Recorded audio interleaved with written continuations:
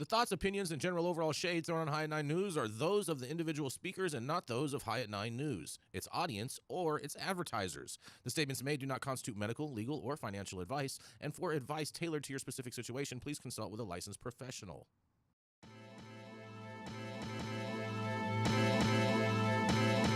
Welcome to the High at 9 News Hour, where you will hear from cannabis industry experts and professionals from around the country talk about important topics while shining light on global issues and discussing cannabis as it relates to politics, regulation and reform, data and technology, science, research and medicine, family and parenting, art, celebrities and entertainment, fitness, sports, mental health and wellness, and plant-based medicines and entheogenics. Together, we are building a stronger community, fighting the stigma and creating change.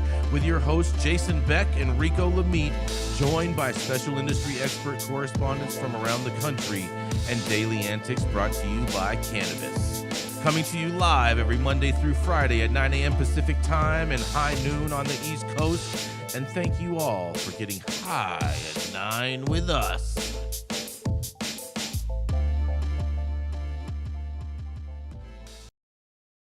Oh, yeah. Good morning, everybody. It is Tuesday, November 14th, and today is National Seatbelt Day, National Family PJ Day, and that's talking about pajamas. It's also National Spicy Guacamole Day. And, oh, man, Rico, you're going to love this. It's National Pickle Day, and they're not talking about pickleball. They're talking about pickles. And thank you for joining us and getting high at 9 with us. It's also high noon on the East Coast. And please remember to like and subscribe to us on all social media platforms. Use that fancy little QR code somewhere on your screen to find out where we live on the internet. And we are live every Monday through Friday on YouTube and Twitter, Twitch, Rumble, and Facebook. And so welcome to anyone joining us from any one of those audience platforms. But kicking it off, we have the dope dad himself. That's right, Mr. Rico Lamitte, who happens to have his glasses on today to make sure that he can see straight. That's right, it is the dope dad himself, Mr. Rico Lamitte.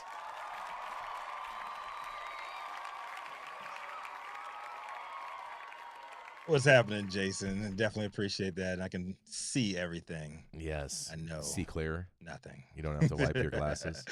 No. Those blue blockers? We're actually going to be heading out to...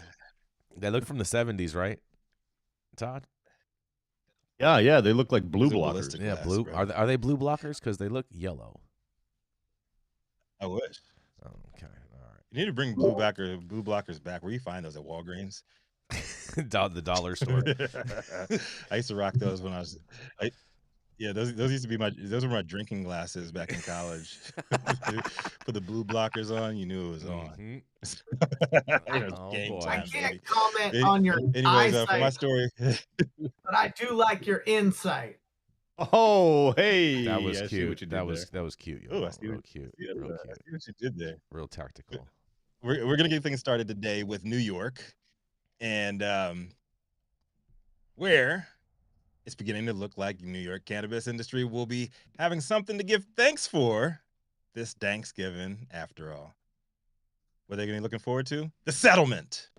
Because according to the New York Daily News and Law 360, the lawsuit against New York cannabis regulators by a group of service-disabled veterans that stalled the opening of new legal weed dispensaries has been resolved, which should lead to the resumption of the state's long-delayed retail rollout.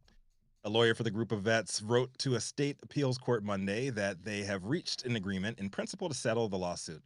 The original filing was alleged that the state programming prioritized social justice goals by first giving out licenses to people impacted by the war on drugs and their families, and they said that was illegal. Per the article, the settlement has yet to be finalized, but the news of a tentative agreement sparked chatter in group chats among prospective dispensary owners, offering hope for cannabis entrepreneurs who've suffered financial loss and mental stress during the 3-month-long injunction. There are currently 26 licensed dispensaries operating in New York State. The rest are unlicensed shops that currently sell unregulated weed, mostly from California. Settlement agreement comes after the state's application did open up to general public as it moved towards the next stage in its rollout. The licensing window launched October 4th and will remain open until December. The settlement must first be drafted and the final version approved by both sides. A bit of good news for once coming out of the Empire State's cannabis industry, just in time for the holidays. Is this a sign of smoother things ahead for New York operators, or are they destined to trip over their own feet again and again in the near future, following the steps of the rest of us? I hope it's the former, but what do I know? I'm just Rico Lamitte, the dopest dad on the street for High at 9 News, and I'd like to hear from you guys. I would much rather hear your take on this one. What do you guys think? Is New York finally breaking through? Are we going to see the full force of retail? They're going to stumble again. Yeah, right. See that, Todd? Yeah, right. You heard it here think? first. Yeah, They're going to stumble and keep stumbling and then stumble some more. 100% they are. I mean, do we know any of the details of this settlement, Rico? Like, did they say when No these details stores can start to open? have been divulged yet. Yeah, so I'm willing to bet that they may. I'm not even. They didn't say shit. That's my point, because generally when you have a real settlement, like they'll highlight different bullet points that were deal points in the settlement, and so I'm willing to bet that right now that they don't even have a settlement put together. They're just putting this out there in hopes of negotiating a settlement. I think that you asked a question. And well, I mean, it was the both lawyers of the plaintiffs. Is the lawyers? Yeah, the plaintiffs' lawyers are the ones who put out the statement that the settlement has been reached. Yeah, no, he's wearing his tinfoil hat. They didn't just put that out without having that. And maybe part of the settlement was that they don't disclose the terms of the settlement. Who's to say? But I think the answer is both. Is this a sign of brighter days to come? The answer is yes. And then does this mean that they're going to no longer step on the known landmines on the road to regulation? The answer is unfortunately no. They'll probably step on some more. I heard they're having a sale on landmines in New York for this. Yeah, I mean, the UN said landmines are no longer acceptable in warfare in theaters of operation, but apparently when it comes to rolling out regulated cannabis, it's par for the course, right? So I think we're going to see more missteps just because the notion that they would go from a flailed rollout to perfect and flawless is just too optimistic. But I do think that litigation tends not to generally favor the broader industry, and hopefully people can stay out of court and just let people sell regulated age restricted legal weed. I don't understand how they don't have any bullet points of the settlement, and how they could say that they're going to keep the settlement quiet when this has to do with a lot of public information in regards with people obtaining licenses, Yarrow. So how does that work? Well, they have not been exactly best practices when it comes to transparency there for a long time, whether it was disclosing the funding sources or timelines or how they were going to roll out the money that was going to be spent on a per door basis for the card applicants. I mean, New York has not exactly been super transparent. So I'm not saying that's okay, but I'm saying that it wouldn't surprise me if there was a settlement that didn't include a more thorough disclosure. A more thorough disclosure. Interesting. Man, I don't see any shops opening any faster with this settlement in New York, mainly because there's no details involved. So it sounds like it's going to be gray and murky, and people are still going to even probably the people involved in the settlement are probably even confused. I'm sure they are. You know, are they behind closed doors purposely, or are they behind closed doors because they don't want it? They really have no settlement of any kind. Yeah, nothing to really announce. Exactly. Other than the case is over and we're moving on, right? Yep. Exactly. You guys can proceed. Yeah. You guys are still going to have to jump through all these hoops. There's no guaranteed license for you, but you can still apply. Right. And we wish you the best of luck. Yeah. And the OCM will try to do everything in its power to expedite your license. I mean, the whole point. Go ahead, Rico. And to make sure that this settlement stays sealed, too, and so people can't get the information and see what kind of sweetheart deal that these guys got. Right. Yeah, this sounds like all kinds of corruption. I think someone should do a FOIA request into the settlement deal.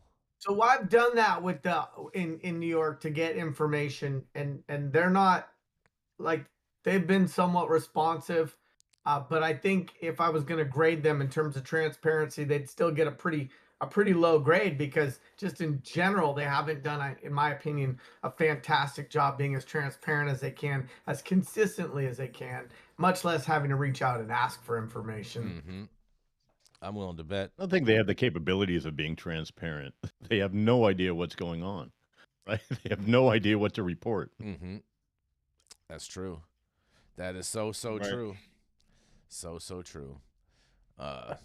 We ready? You got You know, anything on this, but I am happy for New York, and I hope You're I said I'm happy? happy for New York, Happy for and New York. hopefully this. Yeah, I am, man. Yeah, they're gonna be open up. They're gonna be open up These dispensaries. people are There'll not be gonna less be people opening up. continuing to pay rent. Why don't you think so? I don't think that they're going to open up any faster with this new settlement. I think it's flawed from the gates, and the fact that there's no disclosures in regards with the settlement just makes me feel like there's extra funny business involved in this settlement. Well, it is true that Trump was not involved in negotiating the settlement, so there'll be a limitation to the funniness.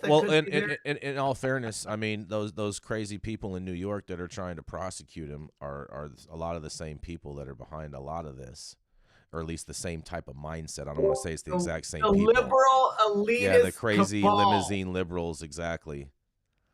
that behind the scenes Yep. between the Rothschilds and Soros.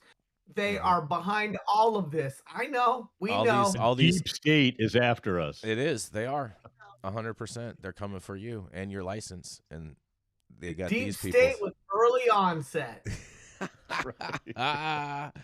Oh, The you Jeep guys are state. funny. Yes. The Jeep state is coming to a trail near you. Yes. It's the vermin and the Off-roading at thugs its that live best. amongst The us. Jeep state. And don't forget, they smoke 2-year-old weed now. Yes, that's right. Still pushing 2 years harvest. Hey, hey. Just saying. It is what it is. I was gonna take that to a place I should not take it, and then get us demonetized. But I'll keep my crude jokes to myself this morning, at least until we're deeper into the program. Yeah, fair and enough. The algorithm stop reading. Yeah, fair enough. Fair enough, because I know my story is going to trigger somebody. We got a commercial. We're gonna just keep it rolling. We're going to go to a commercial. We're going to be right back. How's it going, guys? Saman Razani coming to you from Green Street here with Jason Beck, smoking on the best weed in the world. Did you know that we have an audio-only version of our podcast available on Apple, Google, Amazon, iHeartRadio, and Spotify? Tune in now and check it out.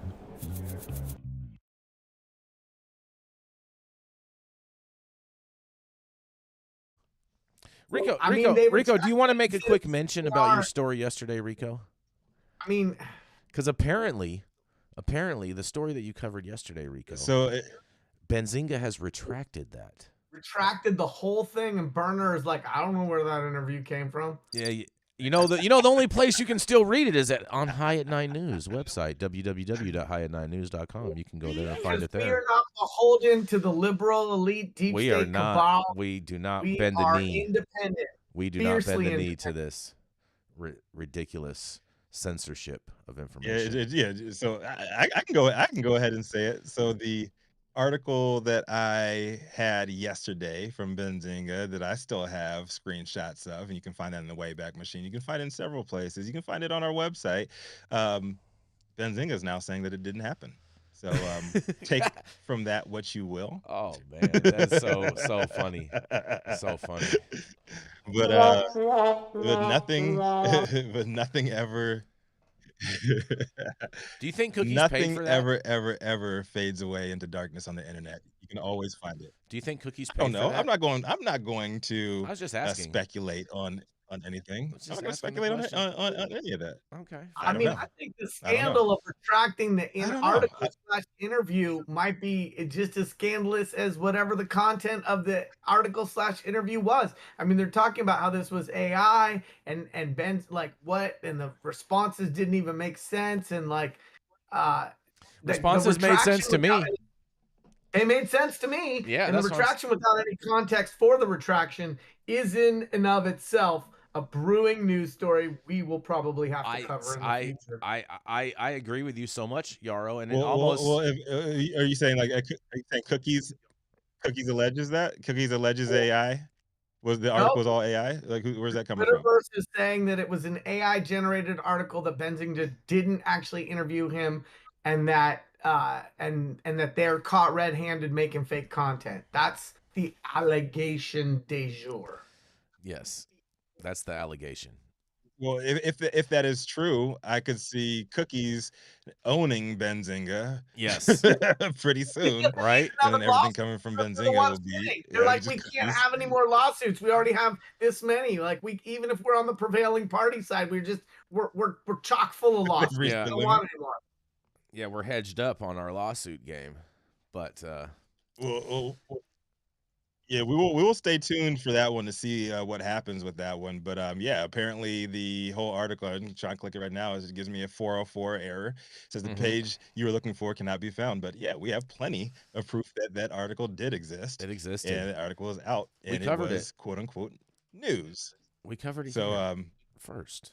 Either way, we're gonna keep it moving here. Yes. And we're gonna talk about we're gonna bring it on to the man known best for smoking on the best weed in the world.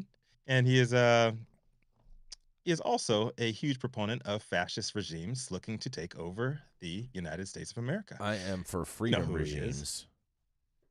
Freedom regimes, you meant to say, Rico. Freedom regimes. But nonetheless, yesterday I was trying to deliver this story, and something happened. I'm not sure what happened. We have eliminated some of the possibilities, but all of a sudden the stream got shut off. So we are going to try to cover this story again and hope that we are not censored by the deep state. But nonetheless, Adam, are you ready with the video? We're going to try playing the video, so then that way I don't even have to read it. People have been arrested. Now, there are two different crime scenes out here, this being a residential neighborhood of Hollywood. This is where one of the victims collapsed and died. And tonight, police say that the shooting was triggered by a fight. A murder in the streets of Hollywood. Shots rang out in the 6500 block of Sunset Boulevard just after 2 Saturday afternoon. The sound of gunfire sending many people running. We were walking the dog, and one of the guys that it looks like they might have been responsible, they grabbed or ran right by us. And like, he heard the gunshot, and then he ran by us. LAPD says 2 people were shot. One of the victims walked down Seward Street and collapsed in front of a woman's home. She asked us not to show her face. I heard the noise, and my nephew said, maybe that's a firecracker. And that's what we thought it was. And then I opened my gate, and he was right there. His feet was lying in front of the gate. He was facing down when I saw him, but I saw him moving a little bit. And when they turned him over, he was going, he was dying, actually. The male victim died on the sidewalk. A second victim was transported to the hospital with non-life-threatening injuries. Police say the shooting was triggered by a fight outside a cannabis event. A struggle over a bag would suggest some sort of robbery, being that it was a cannabis event. I think it's possible that there was marijuana or money involved. Investigators recovered a handgun at the scene. Police arrested 2 suspects. The incident has left many Hollywood residents rattled. It seems to be safe until now, like you see all these little crime scenes everywhere or every time, so it's a little scary. Again, police arrested 2 people, and tonight they're still asking for more witnesses to come forward and help with their investigation. That's the latest here in Hollywood. Carlos Salcedo, KTLA 5 News. All right. Well, just for anyone that needs further clarification on this, this was at the Backpack Boys grand opening of their Hollywood shop on Sunset Boulevard. And I can tell you what, I'm not buying the fact that the cops are saying that it was a dispute over a bag and there was cannabis involved or yada, yada, yada, yada, yada. Not buying any of that.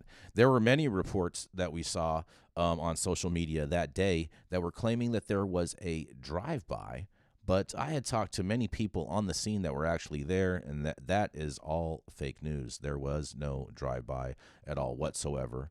To my understanding, from what I was told by someone that was there on the site, is that there were 2 D-list rappers that got into an altercation, one of them pulled out his little pea shooter and started shooting at the person that he was arguing with. And then the store's security guard shot the shooter. And then he ran off, and apparently he unfortunately passed over on Seward Street. And that's what I'm hearing from the streets as far as what actually really happened at this. And the most craziest part of this whole story is what happened afterwards. And I just went on Instagram to see if I could still see the post, but it's been deleted.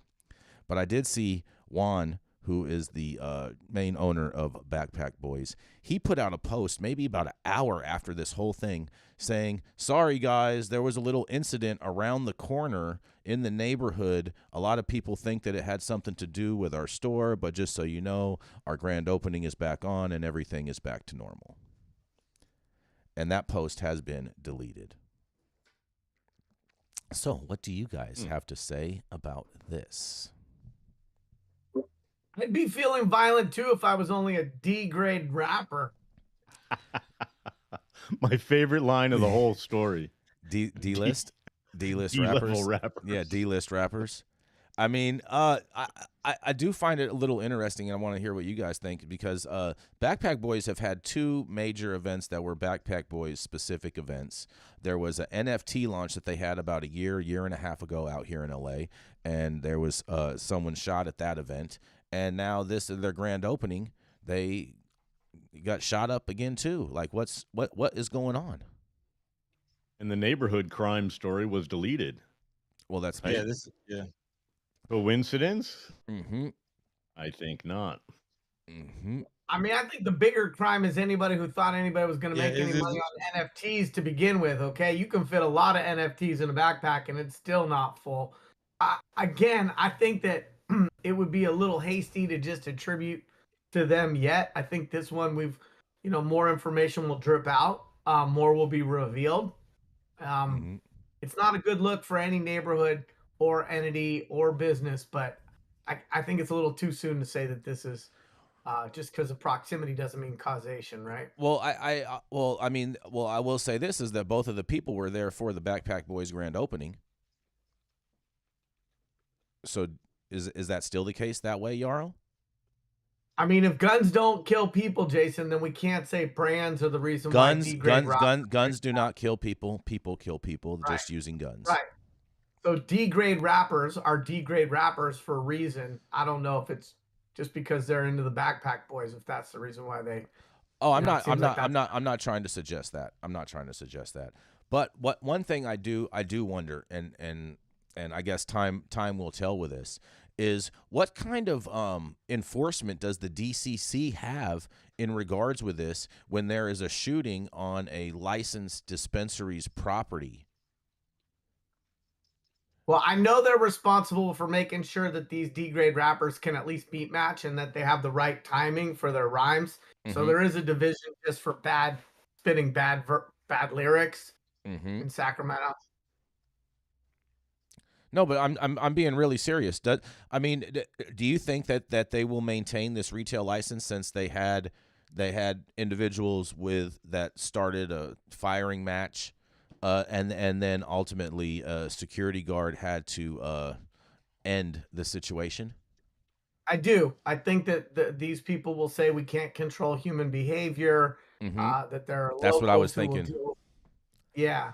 Yeah, that's what I was thinking. I was thinking that they're going to say, hey, it's clearly demonstrated that you can't control your crowd. You can't control your parking lot. There's been numbers of other cannabis businesses throughout the state that have had large crowds and never had any incidences. And yet when you guys have it, boom, all of a sudden something crazy happens and boom. But again, I don't think they'll take the license. I mean, they can put people under review, probationary periods, fine them, etc. Make sure that they're reviewing their security plans, asking them to augment their security plans. There's a lot they can do to put pressure on those retail locations. Mm-hmm. Interesting. And I guess I just know the next time the Backpack Boys have an event, like, know to strap up. I don't know. I saw a very popular Instagram page, Poetry of Plants, put out a Backpack Boys bulletproof vest, branded all red. It was really sweet. Too soon. Yes, it looked real sweet. Bulletproof Boys. Yeah, the bulletproof.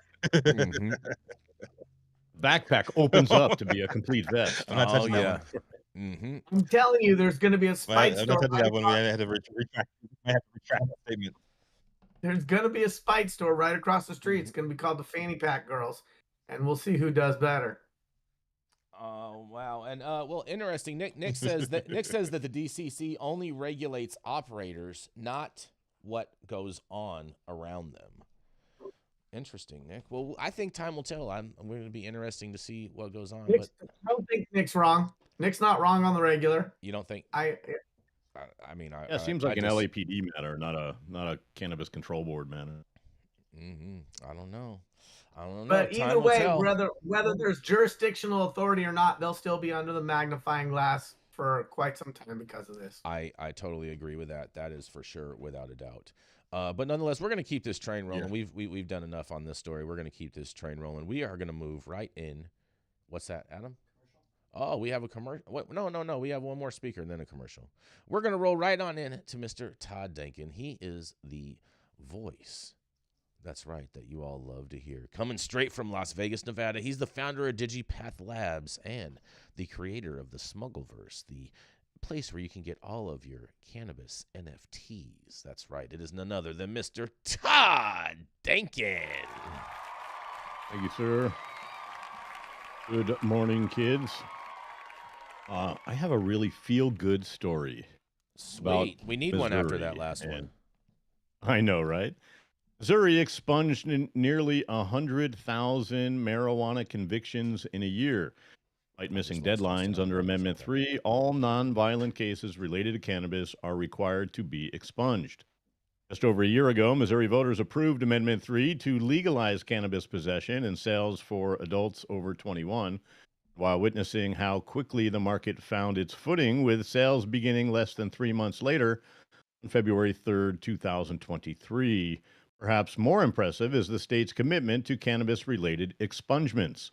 Under Amendment 3, all nonviolent cases related to cannabis are required to be expunged, meaning that case record is sealed or destroyed and involved persons are cleared of all their charges. While fully completing expungements is unlikely to happen under the deadlines indicated in the new law, the state has expunged nearly 100,000 cannabis convictions from government records.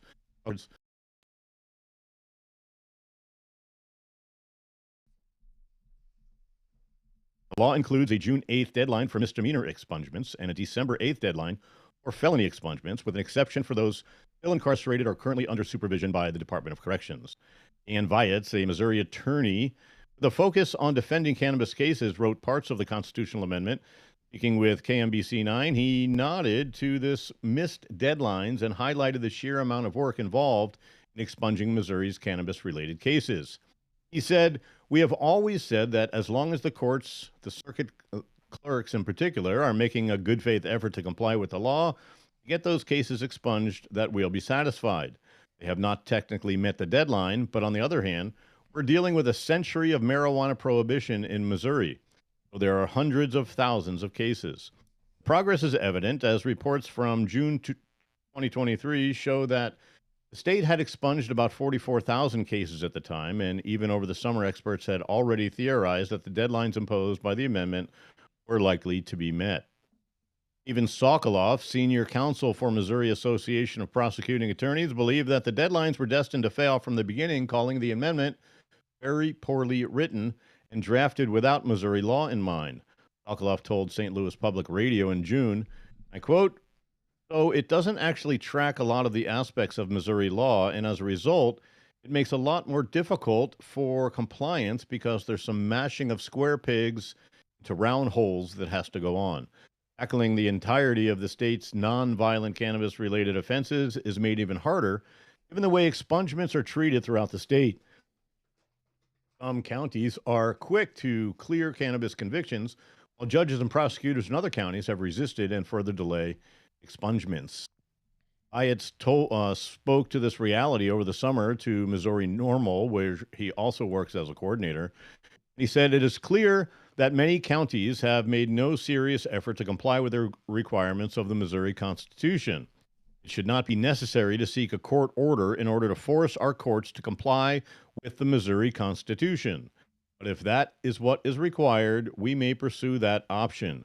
There is no reason why these counties should be dragging their feet and failing to comply with the law as passed by the voters of our state. John Mueller, a co-owner of 31 Greenlight dispensary stores with 15 in Missouri alone, said that revenues have tripled since making the switch from medical to recreational. That increased revenue from adult use cannabis sales generates tax dollars for municipalities and the state, which in turn can be used for the expungement process, he pointed out. That's one of the things that I think the industry is most proud of, he said, is getting in the Constitution. While 100,000 cases in a year is worth celebrating, Missouri is only just getting started.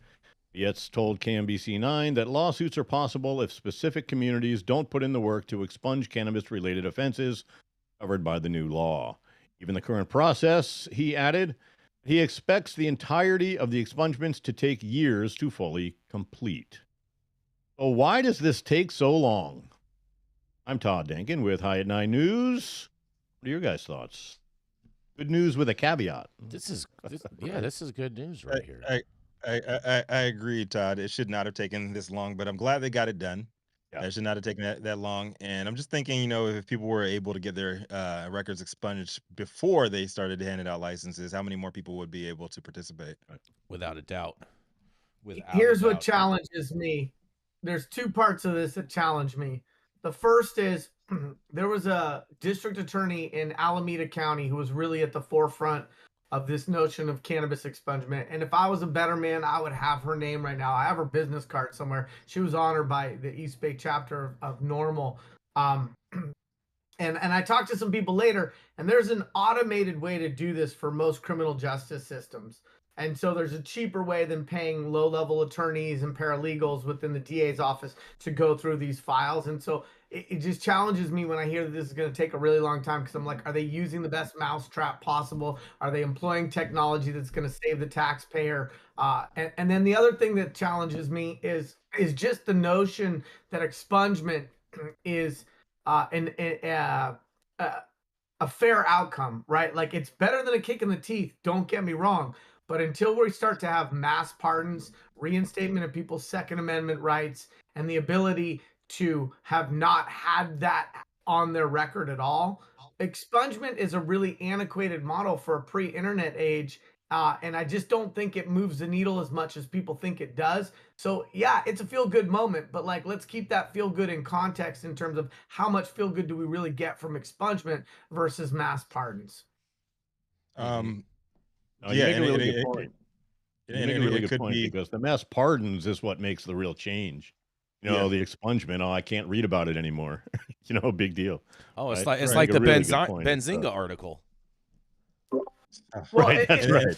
And then you can be like California and have a bunch of paper records, which makes no sense anytime after 2000. But here in California, they found over 150,000 more after the fact that were on paper records that the system was not able to even identify. I wasn't able to even see after the first couple of rounds of expungements were automatically placed out here. So what's the cost and what's the benefit, right? And so that's where I go to this. And it's like, okay, if it's going to take you years to do this, you guys are not employing technology to do this in a more efficient way. And then what's the benefit? Expungement is better than a kick in the teeth. It's a step in the right direction. It is nowhere near the power of a pardon. And some of these executive branch governors need to get off their keisters and start thinking about how, with the swipe of a pen, they can do more good than this other lengthy, expensive process, which doesn't create the same outcomes. So I just think, who's going to fill the beds in the private prisons? Well, we need to ask for more and expect for more. Expungement is a good first step. It's 100%. nowhere near righting the wrong. Nowhere near righting the wrong. So in this, I just feel like a lot of these district attorneys' offices could implement some type of AI technology to go through the case log to extrapolate all of this and not really have to worry about paying a human workload hours and cost of the taxpayer in order to source all these people that would be eligible. They've already cracked the code on how to do that. Why don't you guys holler at us here in Northern California, the birthplace of Silicon Valley and a lot of technology innovation? Because y'all are taking years to do this. It means you're not doing it with technology. We invite you to step into the 22nd century. Well, on that, Yarrow, maybe all these technological companies, since they all want to be so woke, maybe they should offer this service for free to all these jurisdictions and license that software out to them for free. Silence, huh? I'm here. Crickets. Exactly. Figured as much. See, big tech ain't trying to give nothing up for free, even when it's trying to help the people. This is something that Amazon should take over. This is a project Amazon should be able to take over, right? Oh yeah, we'll they're just waiting in the wings. We'll just drop ship your expungement papers. All of a sudden, you get an Amazon envelope. Yeah, drone exactly. delivery. Let's see if those get shot down on Sunset Boulevard. Listen, the mass pardon is absolutely an Amazon Prime purchase. It's free delivery, and it'll be there in 2 days. Let's go for the mass pardon. Let's take these governors and say thank you, sir, very much for your expensive expungement processes, which create a less impactful result for those defendants. And let's get your mass pardon on. Just get your pencil ready and start signing, okay? It's not that difficult. Biden set the mini precedent of doing a little bit of a pardoning thing on the federal level, which had really zero impact. But these governors need to understand the power of the pardon. And most of these defendants can't hire an attorney to go lobby the state to say, look, this was unfair because of X, Y, and Z. And can I get my rights back? Can I get my rights? Would you beg for your pardon? I would. The notion that as a grandfather to be, I could never go duck hunting in the Sacramento Delta. That's with not the grandchild true. You can go because duck I have hunting. a cannabis felony from my fucking teens. If you have a cannabis felony in California, you don't lose your rights to own a gun. That's not true. That's absolutely not true. We will spend a whole other episode. You should have Omar back on because that's not I would true. love to. But Omar is running for judge. Yeah, I'll never go he'll duck judge hunting. that statement. He'll judge that statement and tell you that was just nonsensical. That's not accurate. I don't know. I'd never go duck hunting without a Nintendo Zapper gun. Then you're not really duck hunting in the first place. That part is true. That part is true. And on that, we're going to go to a commercial, and we're going to be right back. The Control Tower from Highly Educated has perfected the dab. Utilizing the concept of thin film evaporation, you can waste none of it and taste all of it. The micro texture of the SE pillar increases nucleation at elevated temperatures. And with the tower propelling at 2,600 RPMs, it's certainly the most efficient dab experience to date. The Control Tower from Highly Educated. Oh, yeah. Stop whatever you're doing. Make sure you hit that like button. Also, too, make sure you subscribe to the channel if you've not subscribed already. Hitting the like button is probably the easiest thing that you can do for the show because it's what YouTube loves the best. So just go on down there, hit that like button, and you'll feel better. We'll feel better. And look, someone just did it. Good looking out. Thank you, all of you. And all of the articles that we cover on today's show you can read on our website at www.highat9news.com. We'll see you there. I'm Jason Beck, and this is Smoky Vanilla. And if you want to feel as good as I look, then you need to get yourself a stretch and smoke with Smoky Vanilla. That's right, baby. I'm Smoky Vanilla with my background in kinesiology. I'm a sports massage therapist and stretch coach. I focus mostly on athletes who have chronic pain or injury due to their sport, or the legends of the chronic in the game, baby. Oh, yeah, you know what it is. We just stretched, and now we're going to smoke, because you know what it is. That's right. I love intuitively creating a session based on the individual I'm working with. We'll go through a few assessments, look at the past health history, injury, or anything that's still affecting you today, and create a customized session just for you. Let's go.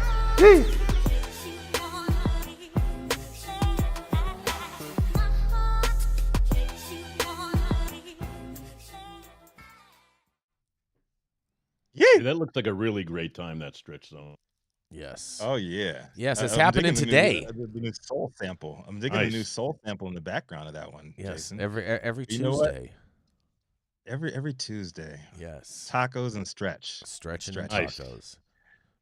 But up Or next, stretch your Your taco. pajamas for pajama day, right? yeah, Stretch your every day's taco. pajama Stretch day. your taco in your PJs. Is that what you're saying? Yeah. Okay. Oh my God. See what you did there. Up next, the second generation cultivator and the founder of Special Teams Consulting. And you know what? Since nobody knows if he's really in Florida or Northern California, it's the Sarasota Bastapole sage himself, Yarrow Kubrin. Oh my goodness.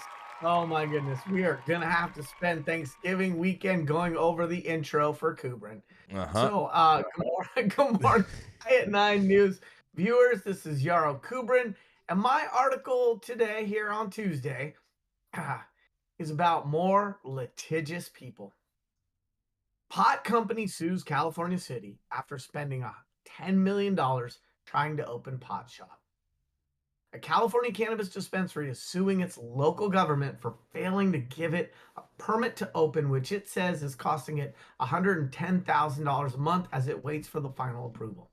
High Seas, a dispensary in Costa Mesa, California, said in a press release last week that it has spent over $10 million on building out a pot store in the Orange County city. Per the release, the dispensary is spending $110,000 a month on fees, salaries, and maintaining the property while still waiting for its final business license from the city. Not only has the license not been granted yet, but, quote, the city has not provided High Seas any legitimate reason in writing as to why they are withholding the final permit issuance, unquote, it said in a release. High Seas has now turned to the court system, filing a lawsuit in Orange County Superior Court last week that asks a judge to force the city of Costa Mesa to issue the company's final cannabis business permit. Our right to operate has been infringed upon by the city's unwarranted lack of action, says the High Seas majority owner Rachel Zinn in a November 7th press release. These delays are costing us exorbitant monthly fees as we work to retain our highly trained employees and pay mortgage rates with no income, not to mention the lost tax revenue the city isn't collecting. High Seas said the city gave the dispensary preliminary approval 2 years ago, and the company has since spent $4.5 million improving its Costa Mesa property and the additionally several $1 million applying for city permits, according to the lawsuit. The dispensary has since earned a state license, passed all local building and fire inspections, and is now waiting for a final cannabis business license from the city. Yet Costa Mesa has completely stopped communicating with High Seas, despite multiple attempts by the company to contact the city government by email, by phone, in person, and in written legal letters, according to the lawsuit. High Seas hasn't heard back from the city since it received its final building department inspection on September 26th, according to the filing. All inquiries have been ignored and no response as to the reason for not issuing the cannabis business license given, High Seas said in the lawsuit. Local governments across California have been accused of mismanaging cannabis permitting and making it nearly impossible for legal pot companies to get a permit. A recent study conducted by the University of California, Berkeley, found that on average it took 2 years for a cannabis farm to get a local license. Jonathan Kovetko, executive director of the United Cannabis Business Association, said he's seen retail pot shop owners run out of money waiting for local governments to grant their licenses. He explained that local government in California often requires business owners to rent a property before they can apply for a permit, even though it can take years for the city to actually approve the license. The gap can leave business owners paying rent for years before they can make a single sale. It makes it nearly impossible to have a viable business when they raise their money, and most of those funds go to just keeping the project alive before they even open, Queveco said to SF Gate. The city of Costa Mesa did not respond to SF Gate's request for comment. It's not clear whether it's responded to Zinn's petition yet. So let me kick this off for a second. I think we can acknowledge that across the country, one of the biggest issues in rolling out regulated cannabis or going from medical to adult use is a lack of brick and mortar retail locations, a lack of access, and what that does to a regulated supply chain that typically is more permit friendly on the cultivation side. Lack of retail is one of the biggest problems in this regulated paradigm, in my opinion.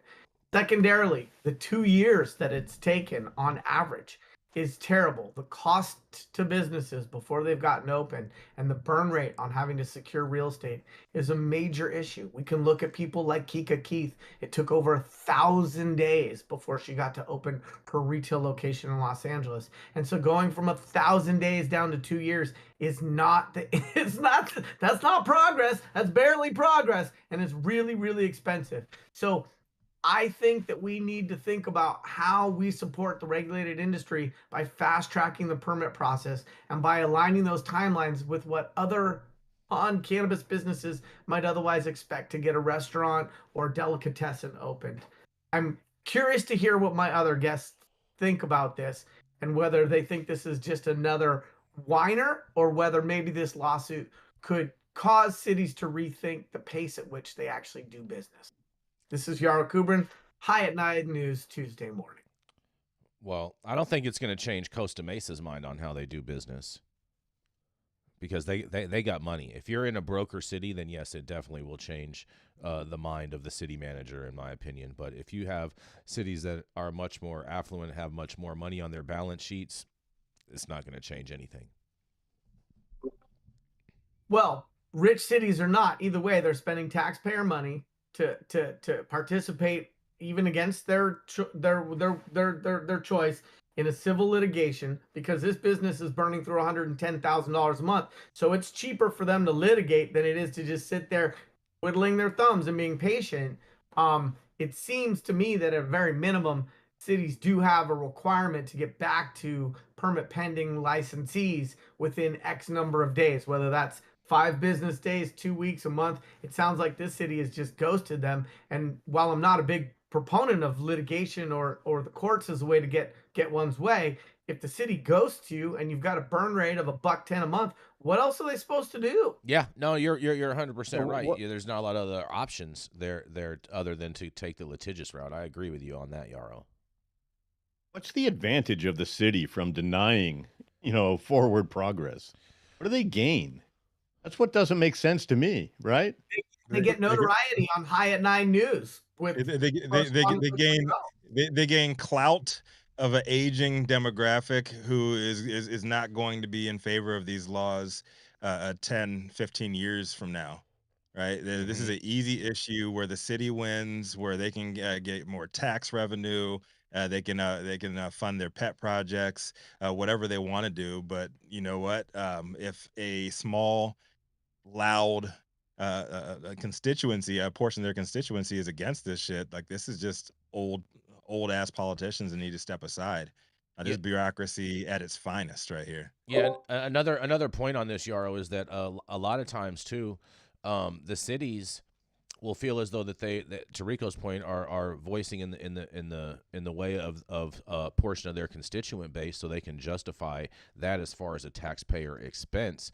But some of them also too have still a very prohibitionist attitude, and they're not happy that they're having to do it. And so to them, as much as they can do to slow down the process or to make it unfinancially feasible for certain individuals to be able to open, they are all for that because that still works for them as far as not opening as many stores as would have opened. This reminds me a lot of on a federal level. Everybody around Joe Biden is pro-cannabis. Everybody around him is saying that, if you don't move forward on this, Donald Trump is going to come in. He's going to steal this issue right from under your nose. He already has. He's just stuck in the 80s and stuck in the 90s because that's his happy place. I feel like this is what's going on at a lot of these small prohibitionist towns, and Costa Mesa is just another one of them. Well, there's a lot of ice cream in the 80s and 90s, Rico. I mean, a lot of ice cream. I think I don't know that Joe Biden is really pro-cannabis, even if he's surrounded with people who are a little bit more. He is not pro-cannabis.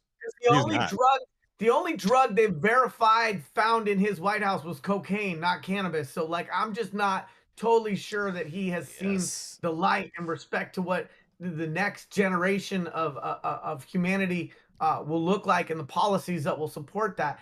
The one thing I would say, when Mr. Denkin asked the question, what does the city get out of this sort of obstructionistic and sort of delay tactic? It's not the first municipality that we've seen stand up a regulatory framework, and then within that regulatory framework, drag their feet at every possible point. It's so that they can say that they've done it without having done it. And then it's bleeding these businesses dry before these businesses are off the starting block. But really, it's so they can say, look, we have a program. It's not our fault the industry can't get its shit together and be successful. We've provided the framework, and so it's not on us. And so I think, to your question, there are, unfortunately, this is not the only municipality where they've stood up something, but then the way in which they've executed their own regulatory framework is where these businesses go to die death by 1,000 cuts, and where that time just really, really sucks all of the potential profitability and enthusiasm out of those participants who've managed to just sit in the box and wait and wait and wait and wait and wait in the hopes that they finally get an opportunity to sell legal weed. Yep. And then after they wait, and they lose money and they see everybody around them getting money, they're gonna be like, oh, we have to get up on this at that point. Like, vote these It people just out, man. Get them out. baffles me how these cities and these agencies don't assist the cannabis capitalist, right? They don't assist us in any Right. way and make everything difficult, right, along the way. It just doesn't make any sense. And it doesn't matter who's in office. It's always the same, right? Let's make it very difficult for these guys. I had an audit last year, and it went on from March to March, an entire year. And it cost me $70,000 because we have to pay our CCB to come out and do the audit at $111 per hour. You guys got all those unions out there. Oh, it has nothing to do with a union. It was written in the legislation, and it wasn't enforced. And then they started enforcing it, but it's been changed. But still cost me $70,000, right, to pay to get audited because it took them a year. Year. I mean, I look at that the way I look at a colonoscopy, okay? I had to go through the colonoscopy, and I still had to pay my health insurance for the opportunity to do it. But at the end of it, I got a clean bill of health. And so I do think that being post-audit and being able to say that you've been strenuously regulated and overviewed and inspected, there's a value to that. I'm not as upset at the notion that they're going to pass through the expenses of regulating the industry as I am at the fact that time is money, and that the time that it takes or like get me open, regulate the heck out of me, audit me, inspect me, colonoscopy me. I don't care, but at least allow me to be a business that's in operations. And when we're talking about 2 years, and we're talking about 2 years after they got the license issued, right? It's So that completely preliminary, fucked up. there was time before that we're not even putting on the clock. 2 years from that, and they still don't have a certificate of occupancy. And they waited until they got that before they deployed the other $4.5 million or whatever it is that they've put into some of those improvements to the real estate. They waited till they got their initial entitlements to not get a certificate of occupancy. And we're post-COVID. The city can't say, oh, we have a limited skeleton staff. It's just sad. And it's really, unfortunately, I wanted to, counterbalance your feel-good article with something that, again, went back to the ridiculous overregulation and onerous processes. But it's just sad because I think the regulated cannabis industry, if it can get dispensaries open quickly in these exciting markets like California or New York, then we're going to do well. And if we can't, then we're not going to do well. It might actually be that simple. Todd, real quickly here. Your state out in Nevada, they had a big controversy with that, with them slow walking licenses and slow walking all those audits. Whatever came of those grievances that were filed by local business owners out in Nevada? Yeah, I don't think it's been settled yet. There's still a big grievance. Right? They haven't awarded the licenses yet. They talked about putting it on the back burner because they wanted to deal with these lounges now, and they just awarded all these lounge licenses, which should start opening within the next several months. Yeah, they said. I think I've read this morning. They said that they're hoping to have the first lounges open by the end of the year. Sounds a lot like New York to me. Exactly. They took a page out of Well, New there's York's been a lot of playbook. guys that have been prepping for it in anticipation of winning the license, right? So, Like Larry. Yeah. Big shout out to my man Larry. Yeah. Shout Good out old to Larry, Larry over there at Planet 13. Oh man. Yeah, that Jason, place you is got- off the hook. Yeah, Jason, you got one more for us, don't you, today? I got one or two more depending on time, but yes. We Yes. got enough for one We more. got Let's get enough one time more. for one story. All right, you guys, are you ready for this? Oh, man, you guys are going to think, oh, boy. White Earth marijuana raid challenges a Minnesota cannabis law. That's right. 3 months ago, Mahanomen County Sheriff deputies and White Earth Tribal Police raided Todd Thompson's tobacco shop, seizing 7 pounds of cannabis, $3,000 in cash, his cell phone, and surveillance system. Thompson, a member of the White Earth Nation, believes he has the right to sell marijuana on the reservation under tribal constitutions and U.S. treaties with the Ojibwe. The raid came the day after adult use marijuana became legal in Minnesota, and Thompson and other tribal members openly advertised marijuana for sale, leading to the raid. Thompson alleges the raids was a retribution from the tribal council for infringing on their marijuana sales monopoly. White Earth Nation Chairman Michael Fairbanks denies ordering the raid and stating the tribal police assisted county law enforcement. The case raises complex legal questions about jurisdiction and tribal sovereignty. While Minnesota can prosecute criminal violations on certain reservations, it's unclear if selling cannabis without a license is a criminal or civil violation. The 1987 Supreme Court case California versus Cabazon Band of Mission Indians may be pivotal in determining if the state can prosecute Thompson. Minnesota's recent cannabis laws aim to end punitive approaches to marijuana crimes, making charging a Native American for selling weed without a license politically sensitive. Democrats argue the new laws promote racial justice, expunging records and of marijuana convictions and providing opportunities for those disproportionately affected by the war on drugs. Dave Hart, commander of the Paul Bunyan Task Force involved in the raid, emphasized the case's disrespect for the law. However, Thompson asserts they only sold to adults, and the focus should be on addressing heroin, fentanyl, and methamphetamine issues. The fact that cannabis remains illegal under federal law adds complexity, but federal law enforcement prioritizes cases involving minors, criminal enterprises, firearms, and serious factors. White Earth Nation is left to enforce adult use cannabis codes prohibiting cultivation and sale without tribal licenses, and Thompson challenges both state and tribal code, questioning the legitimacy of Public Law 280 and the tribal council's authority. Law professor Angelique Eaglewoman is skeptical of Thompson's interpretation of tribal constitutions and says the raid's legality remains in question, with jurisdictional issues and unclear timelines for the tribal regulatory regime implementation. Thompson is considering legal options, emphasizing that the situation is far from over.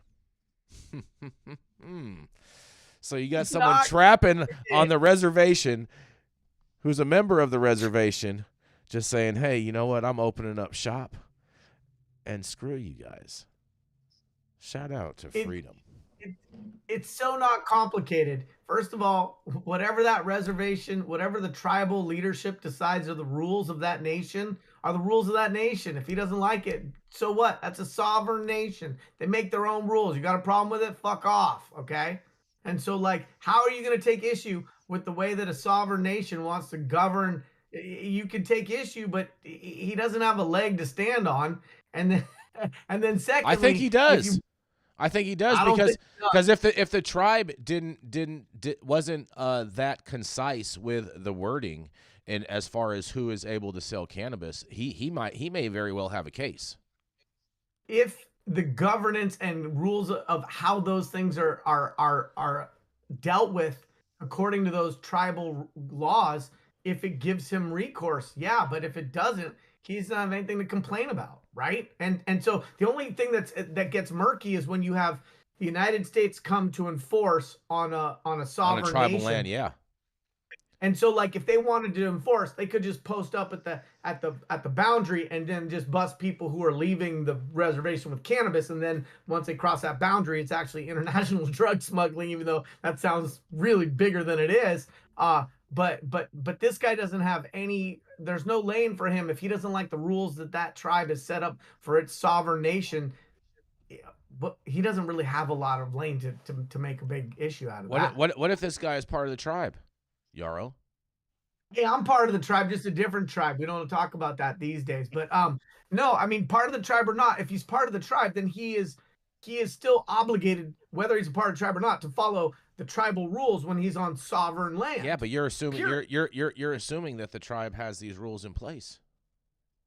Most tribes are pretty top heavy in terms of rules and regulations and slow moving ways of making decisions. I just think that if he has a problem with the way the tribe runs those sovereign grounds, have fun with that. He might have a claim to say, hey, you shouldn't have come across this boundary and busted me. But tribes often rely on the infrastructure and resources of the United States, whether it's bringing electricity and utilities to their sovereign nation, or it's relying on outside police or hospitals. Even though they're sovereign, they're not completely disconnected, right? I mean, I guess. What do you think of the fact that they have a Paul Bunyan task force? I was gonna say the same thing, Jason. I'm saying, isn't that cultural appropriation, or what they like to call that? Well, because Paul Bunyan, was Paul Bunyan a real person? Was Babe the big blue ox? Was that a real? Are you saying that oxes entity? can't be blue? Are you saying they're appropriation blue people and blue animals? Like, where are you going with this appropriation thing? Going with this is Paul Bunyan was the first person body shamed mythical characters, right? Like Paul Bunyan was the original body shamed victim because of what he had on his feet. Like his bunion shouldn't have been anybody's business. That's in fact why America confidentiality around health issues is because Paul was like, yeah, I was fucked up. I'm in history because of what was on my feet, and really what's behind my socks and beneath my ankles is confidential and should just between me and my doctor. Paul Bunyan was a colonizer. Oh boy. Oh boy. We'll leave it at that. Yeah. But thank you all for joining us for yet another episode of High at 9 News. You can catch us live weekdays at 9 a.m. Pacific, high noon on the East Coast. Big shout out to our super fans showing love, getting their comments posted live on the big screen. Our live audience and online supporters catching us across all media platforms, tuning in each day to the headlines of chaos, also known as the developing cannabis industry. And to our vetted correspondents tuning in from all over, bringing us much needed variety of perspective and your respected opinions to the table. To our production team, Cloud Media Partners, all of our sponsors keeping the lights on and our AV struggles to a minimum. And always Cannabis Sativa L, the reason that we show up to read these stories every single day. Thank you. It has been Taco About It Tuesday, November 14th, 2023. The show's over. You've all been blessed with the top industry headlines. Hope it's enough for you to put in your pipe and smoke at least until tomorrow. Mr. Sage himself, Yarrow Kubrin, the angry, angry Floridian. You have the outro today. It is an absolute pleasure to be a guest on this show. Thank you, everybody, for tuning in. Come back. See us tomorrow. We keep it spicy. We keep it lively. This is the best place to get your infotainment. So I'll be seeing you shortly.